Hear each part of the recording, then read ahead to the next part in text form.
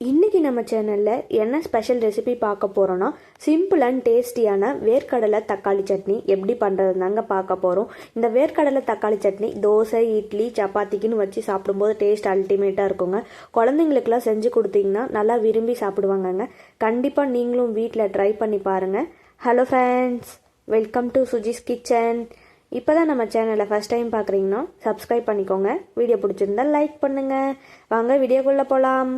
First இந்த recipe பண்ணுறதுக்காக பேனில் தேவையான அளவுக்கு எண்ணெய் சேர்த்துக்கலாங்க. எண்ணெய் நல்லா சூடாகி வந்ததும் 2 டேபிள் ஸ்பூன் அளவுக்கு கடலைப்பருப்பு சேர்த்துக்கலாங்க.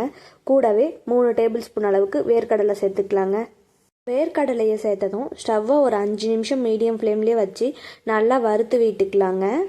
கடலைப்பருப்பும் வேர்க்கடலையும் நல்லா கோல்டன் ப்ரௌன் கலர் வர வரைக்கும் வறுத்து விட்டுக்கலாங்க. ஸ்டவ்வை மீடியம் ஃப்ளேம்லேயே வச்சு வறுத்து விட்டுக்கலாங்க. இந்த ஸ்டேஜில் வரமிளகாவை சேர்த்துக்கோங்க.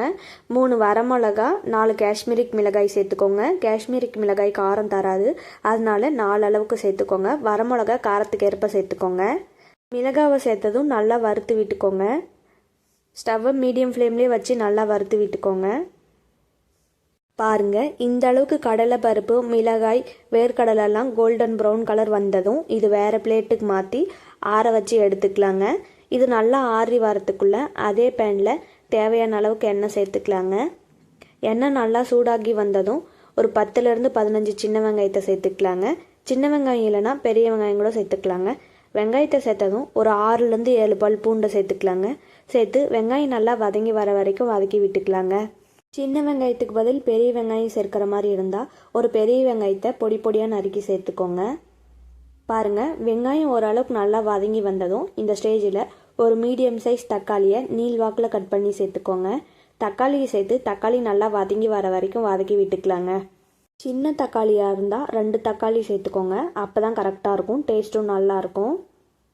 தக்காளி நல்லா வதங்கி வரத்துக்காக இந்த ஸ்டேஜில் உப்பு சேர்த்துக்கலாங்க. அதுக்கு 1/2 டேபிள் ஸ்பூன் அளவுக்கு கல் உப்பு சேர்த்துக்கோங்க. உப்பு சேர்த்து தக்காளி நல்லா வதங்கி வர வரைக்கும் வதக்கி விட்டுக்கலாங்க. இந்த ஸ்டேஜில் ஒரு சின்ன எலுமிச்சம்பழ சைஸ் அளவுக்கு புளியை சேர்த்துக்கோங்க. அது ஆப்ஷனல் தான், வேணும்னா சேர்த்துக்கலாம், வேண்டான்னா விட்டுறலாம். தக்காளி நல்லா வதங்கி வந்ததும் ஒரு கைப்பிடி அளவுக்கு மல்லித்தலையை சேர்த்துக்கோங்க. ஒரு கொத்து அளவுக்கு கருவேப்பிலையும் சேர்த்துக்கோங்க. கருவேப்பிலை சேர்த்ததும் தக்காளியோட நல்லா வதங்கி வர வரைக்கும் வதக்கி விட்டுக்கலாங்க. கருவேப்பிலையும் மல்லித்தலையும் வதக்கி சட்னி அரைக்கும்போது டேஸ்ட் அட்டகாசமாக இருக்குங்க. பாருங்கள், இந்தளவுக்கு நல்லா வதங்கி வந்ததும் இதையும் வேறு பிளேட்டுக்கு மாற்றி ஆற வச்சு எடுத்துக்கலாங்க. இது நல்லா ஆறி வரத்துக்குள்ளே நம்ம ஃபஸ்ட்டு வறுத்து ஆற வச்சுருக்கிறத மிக்சி கப்பில் சேர்த்து அரைச்சி எடுத்துக்கலாங்க. கொஞ்சம் கூட தண்ணி சேர்க்காம நல்லா கொரகொரப்பாக அரைச்சி எடுத்துக்கோங்க. ஒரு 1/4 டேபிள் ஸ்பூன் அளவுக்கு உப்பு சேர்த்து நல்லா கொரகொரப்பாக அரைச்சிக்கோங்க.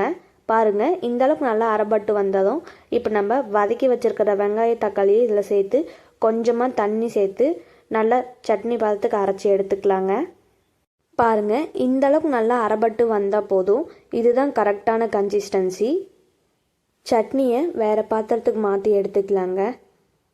சட்னியை வேறு பாத்திரத்துக்கு மாற்றினதும் கொஞ்சமாக தண்ணி சேர்த்து நல்லா மிக்ஸ் பண்ணி விட்டுக்கோங்க. பாருங்கள், இந்தளவுக்கு நல்லா மிக்ஸ் பண்ணதும் இந்த ஸ்டேஜில் நம்ம சட்னிக்கு தாளிப்பு போட்டுக்கலாங்க. அதுக்கு தாளிப்பு கரண்டியில் தேவையான அளவுக்கு எண்ணெய் சேர்த்துக்கோங்க. எண்ணெய் நல்லா சூடாகி வந்ததும் கடுகு, உளுந்தம்பருப்பு, கருவேப்பிலை, மிளகாய் சேர்த்து நல்லா பொரிஞ்சதும் சட்னியில் சேர்த்துக்கலாங்க. தாளிப்பை சேர்த்ததும் சட்னியை நல்லா தாளிப்போடு மிக்ஸ் பண்ணி விட்டுக்கலாங்க. அவ்வளவுதாங்க, சிம்பிள் அண்ட் டேஸ்டியான வேர்க்கடலை தக்காளி சட்னி ரெடி. இந்த சட்னியை தோசை, இட்லிக்கு மட்டும் வச்சு சாப்பிடாம சாதத்தோடு வச்சு சாப்பிடும்போது டேஸ்ட் அல்டிமேட்டாக இருக்குங்க. கண்டிப்பாக நீங்களும் உங்கள் வீட்டில் இதே மாதிரி வேர்க்கடலை தக்காளி சட்னியை ட்ரை பண்ணி பாருங்கள். ட்ரை பண்ணி பார்த்துட்டு எப்படி வருதுன்னு மறக்காமல் கமெண்ட் செக்ஷனில் கமெண்ட் பண்ணுங்கள். உங்களுக்கு இந்த வீடியோ பிடிச்சிருந்தால் லைக் பண்ணுங்கள், ஷேர் பண்ணுங்கள், மறக்காமல் சப்ஸ்கிரைப் பண்ணுங்கள். தேங்க்யூ ஃபார் வாட்சிங்.